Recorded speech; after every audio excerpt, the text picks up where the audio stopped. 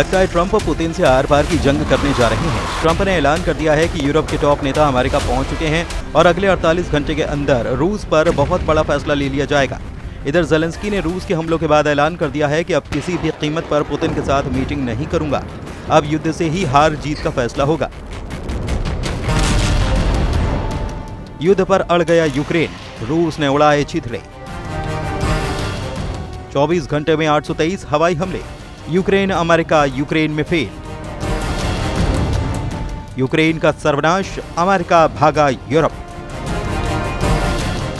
रूस का पलटवार, यूक्रेन के 143 ठिकाने तबाह। 1292 दिनों के रूस यूक्रेन जंग अब खुलकर शहरों में शुरू हो चुकी है।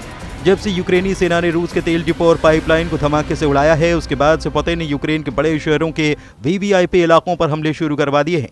सबसे ताज़ा खबर यह है कि यूक्रेन की राजधानी समेत 1 दर्जन यूक्रेनी शहरों पर रूस ने 823 से ज्यादा हवाई हमले किए हैं। इधर ज़ेलेंस्की भी रूसी हमलों से बुरी तरह से बौखलाए हैं। ज़ेलेंस्की ने तो यहां तक ऐलान कर दिया है कि अब वो किसी भी कीमत पर रूस के राष्ट्रपति पुतिन से मीटिंग नहीं करेंगे। इधर अमेरिका के राष्ट्रपति डोनाल्ड ट्रंप ने दावा किया है कि रूस पर नए और बड़े प्रतिबंध लगाएंगे। ट्रंप ने यह भी खुलासा कर दिया है कि 8 सितंबर और 9 सितंबर को यूरोप के टॉप लीडर अमेरिका में आकर तय करेंगे कि रूस को यूक्रेन से कैसे बचाया जाए, पुतिन से कैसे निपटा जाए। 27% से ज्यादा यूक्रेनी इलाका रूसी सेना के कब्जे में आ चुका है। पूर्वी यूक्रेन का डॉनबास इलाका 90% रूसी कंट्रोल में जा चुका है।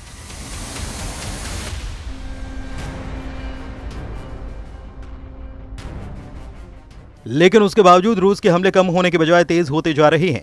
खुद पुतिन ने 1 हफ्ते पहले मीडिया के सामने 2 टूक कहा था कि रूसी सेना तेजी से यूक्रेन के इलाकों पर कब्जा कर रही है और रूसी सेना की लगभग हर यूनिट सफलतापूर्वक यूक्रेन में अपने लक्ष्य हासिल कर रही है।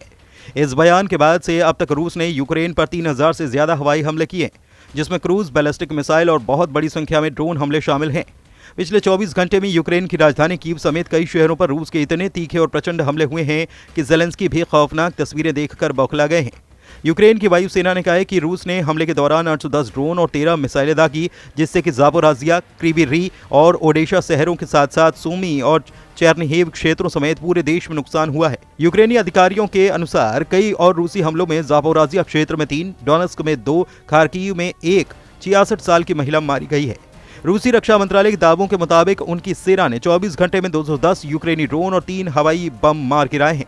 रूसी मीडिया TASS का दावा है कि रूसी सेना ने यूक्रेन के निप्रोपेट्रस क्षेत्र में खोरोशे बस्ती पर कब्जा कर लिया है।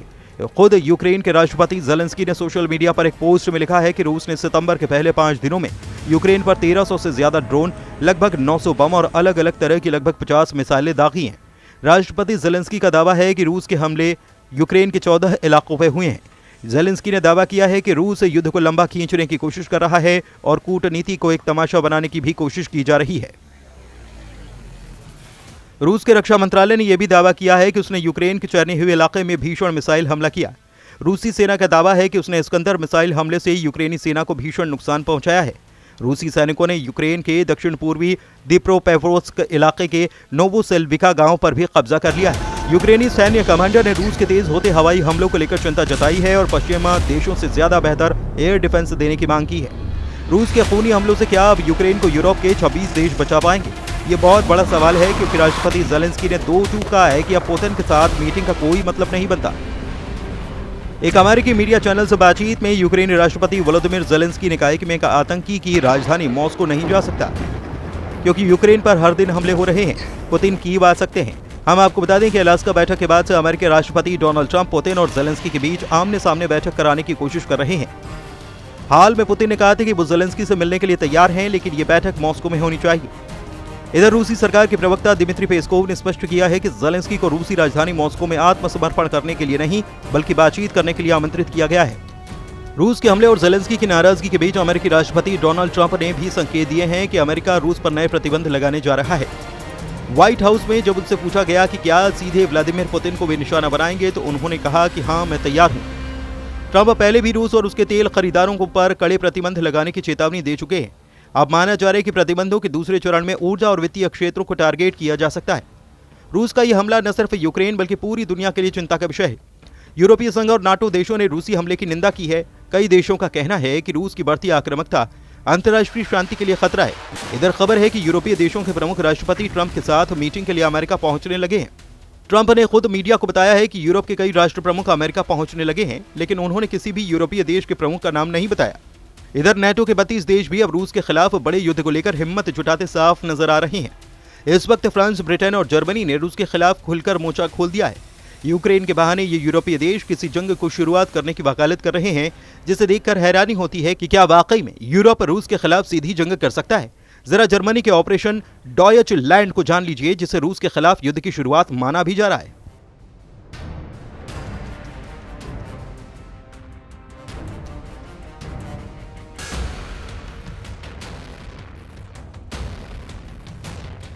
जर्मनी ने ऑपरेशन डॉयचलैंड नाम से 1000 पन्नों का दस्तावेज तैयार किया है, जिसमें सुरक्षित स्थानों, बंकरों और नेटो सैनिकों और वाहनों की तैनाती का पूरा खाका दिया गया है। इसके अलावा परमाणु युद्ध की भी तैयारी की जा रही है, जिसमें यूरोपीय देश परमाणु हमले की स्थिति में जान बचाने के तरीकों पर काम कर रहे हैं। दस्तावेजों से पता चला है कि जुलाई में ब्रिटेन और फ्रांस के बीच एक समझौता हुआ है, जिसके तहत विश्व युद्ध तृतीय की स्थिति में दोनों देश अपने हमलों को एक साथ कोऑर्डिनेट करेंगे। ये तैयारियां साबित करती हैं कि यूरोप में संभावित बड़े युद्ध की तैयारियों का स्तर कितना ज्यादा गंभीर है। एक्सपर्ट्स का कहना है कि फ्रांस की ये तैयारी न सिर्फ होने वाली जंग की तैयारियों को दिखा रहा है, बल्कि तीसरे विश्व युद्ध की शुरुआत का गंभीर संकेत भी है। इधर रूस के राष्ट्रपति व्लादिमीर पुतिन ने अब एक बार फिर से यूक्रेन को चेतावनी दी है। उन्होंने कहा है कि अगर समझदारी दिखाई जाए तो युद्ध को बातचीत के जरिए रोका जा सकता है। पुतिन ने कहा कि वे यूक्रेन युद्ध को खत्म करना चाहते हैं और ये उनकी प्राथमिकता से एक है। रॉयटर्स के मुताबिक पुतिन ने कहा है कि अमेरिका इस युद्ध को समाप्त करने के लिए ईमानदारी से कोशिश करता नजर आ रहा है।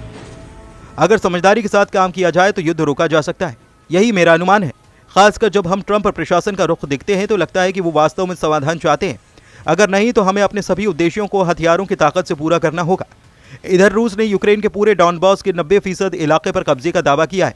ट्रंप के सामने भी पुतिन ने 15 अगस्त 2025 को कहा था कि अगर यूक्रेन के 4 बड़े इलाके रूस को यूक्रेन सौंप दे तो रूस सीज फायर के लिए तैयार हो सकता है। लेकिन ज़ेलेंस्की ने 2 टूक कहा था कि यूक्रेन की जमीन रूस को गिफ्ट में नहीं दी जाएगी।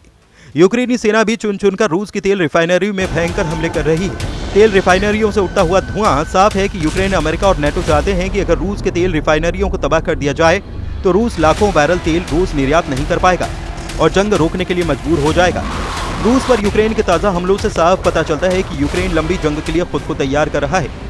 लेकिन इधर रूस ने भी पूर्वी यूक्रेन के साथ साथ पश्चिमी यूक्रेन पर बेहद आक्रामक हमले किए हैं, जिसकी वजह से यूक्रेन से लेकर यूरोप तक खौफ फैल चुका है।